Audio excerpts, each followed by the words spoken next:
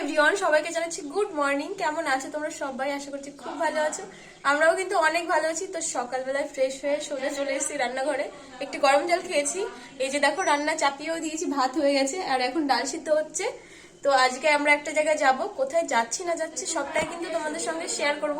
তোমরা কিন্তু ব্লগটা অবশ্যই দেখতে থাকো, আশা করি খুব খুব ভালো লাগবে। দেখো এইদিকে কিন্তু আমার ডাল সিদ্ধটা হয়ে গেছে আর আজকে ডাল ভাত বেগুন ভাজা করব সকালবেলায়। আর বেশি কিছু রান্না করব না, কারণ বেশি টাইম নেই। দাদা আছে, দাদা খাবে, আমরা খাবো, খেয়ে বেরোবো।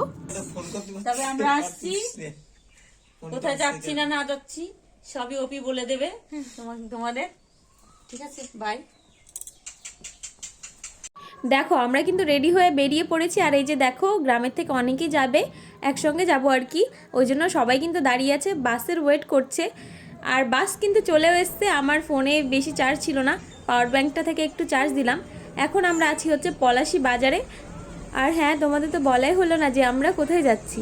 আমরা যাচ্ছি হচ্ছে পূর্ব বর্ধমানের কাটোয়ায় সুখ গোসাইয়ের বাড়িতে।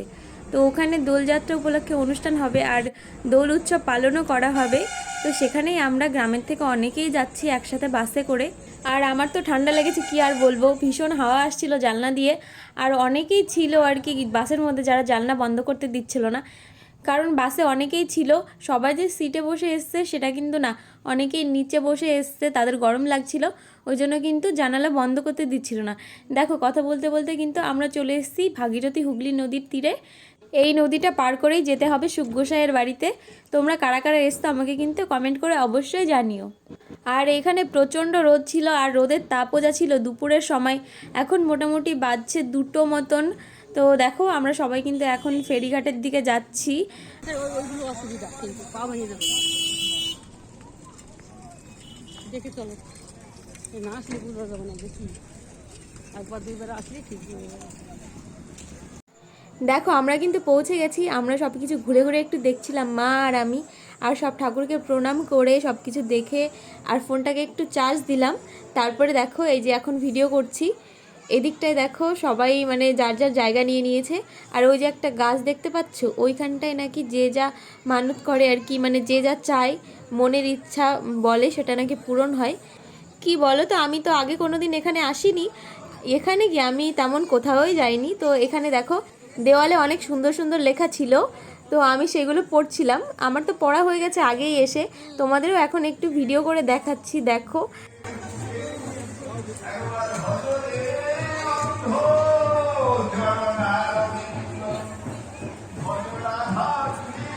নাম্বার আছে, কোয়ানে আছে, ফোন করে নেবে।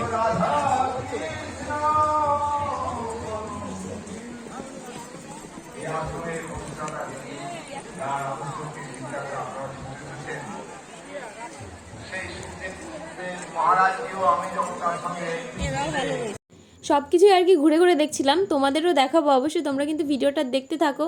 এই যে যে মন্দিরটা দেখতে পাচ্ছ পেছনে সাদা রঙের, এটা কিন্তু সমাধি মন্দির। মানে সুখ গোসাইয়ের মৃত্যুর পরে, মানে দৈহিক মৃত্যুর পরে ওনাকে এখানে রাখা হয়েছিল মাটির তলায়, তার উপরে এই মন্দিরটা করা হয়েছে। কত সুন্দর তাই না বলো মন্দিরটা? আর এই যে ওই দিকটায় দেখতে পাচ্ছ, এখানে হচ্ছে স্টেজ করা হয়েছে, মানে এখানে অনুষ্ঠান গান বাজনা হবে ঠাকুরের। তো আর এই দেখো সবাই, মানে আসর বলা হয় এটাকে আমাদের এখানে, সবাই বলে যে আসর, গানের আসর। তো এখানে আসরে সবাই নিজের নিজের জায়গা করে নিয়েছে, করে নিয়ে বসেছে। দেখো এখনও কিন্তু অনেক মানুষ আসেনি। আজকে হচ্ছে দোল উৎসবের আগের দিন, মানে আমরা আগের দিন গেছিলাম। ভিডিওটা আমি পরে এডিট করে দিচ্ছি।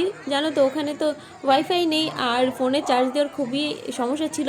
মানে সমস্যা না থাকলে আমার ফোনটা একটু সমস্যা করছে, তো সেই কারণেই ভিডিওগুলো আপলোড দিতে একটু দেরি হচ্ছে। তোমরা প্লিজ কিছু মনে করো না। ভিডিওগুলো কিন্তু অবশ্যই তোমরা দেখো আর লাইক কমেন্ট শেয়ার সব কিছুই করো। আর জানো তো ওই ফেরিঘাট থেকে, মানে নদীর পাড় থেকে আমি, মা, আরও দলের কিছু লোক পুরো একদম একদম 4-5 কিলোমিটার হেঁটে হেঁটে এসেছি। ভীষণ কষ্ট হয়ে গেছে মায়ের বিশেষ করে, আর আমারও কষ্ট হয়ে গেছে, কারণ রোদ ছিল, প্রচণ্ড রোদের তাপ। তারপরে আবার আমার মায়ের হচ্ছে হাই ব্লাড প্রেশার, তো সেই কারণে একটু কষ্ট হয়েই গেছে, স্বাভাবিক। তারপরে দেখো এই যে আমরা সমাধি মন্দিরের ভেতরে ঢুকেছি এখন। সন্ধ্যাবেলা একটু রেস্ট নিয়ে তারপরে সন্ধ্যা রাতের দিকে আর কি, সন্ধ্যার পর পর সমাধি মন্দিরে একটু ঢুকলাম। মা দেখো প্রণাম করছে। তারপরে আমরা একটু মেলার মধ্যে ঢুকেছিলাম সন্ধ্যায়। রোদের মধ্যে এসে একটু রেস্ট নিয়ে আমরা কিন্তু প্রসাদ খেয়ে নিয়েছি, ভাত ডাল, তারপরে আরেকটা ঘ্যাট টাইপের তরকারি ছিল, তারপরে জল খেয়েছি। আর এখন মনে হলো যে একটু আখের রস খাই, মিষ্টি মিষ্টি বেশ ভালোই লাগবে খেতে। তো ওই জন্য মেলায় ঢুকে প্রথমে দেখলাম যে আখের রসের দোকান, তো ওখান থেকে 1 গ্লাস আখের রস কিনলাম। আমি অনেকটা খেয়েছি, মাকে একটুখানি দিলাম, মা বেশি খেতে চায় না মিষ্টি এখন, আর মায়ের মিষ্টি খাওয়া ঠিকও না এখন, ওই জন্য মিষ্টি খায় না। মেলাটা কিন্তু বেশ বড়ই বসেছিল, দেখো অনেক রকমের জিনিসপত্র আছে, কিন্তু আমার তো কোনো কিছু পছন্দ হতেই চায় না, ওই জন্য না আমি বেশি কিছু আজকে তো কিনবো না, সেটাই ভাবছি। কালকে আবার আসবো মেলায়, তখন দেখি কিছু কেনা যায় কি না। তো তারপরেও যদি পছন্দ হয়ে যায় কিছু, চলো তাহলে কিনবো, না হলে কিনবো না। এদিকে বিশেষ আকর্ষণীয় মেলার বিশেষ আকর্ষণীয় দোকান হচ্ছে 10 টাকার দোকান, 20 টাকার দোকান, 15 টাকার দোকান, 30 টাকার দোকান, আর হচ্ছে 35 টাকার দোকান।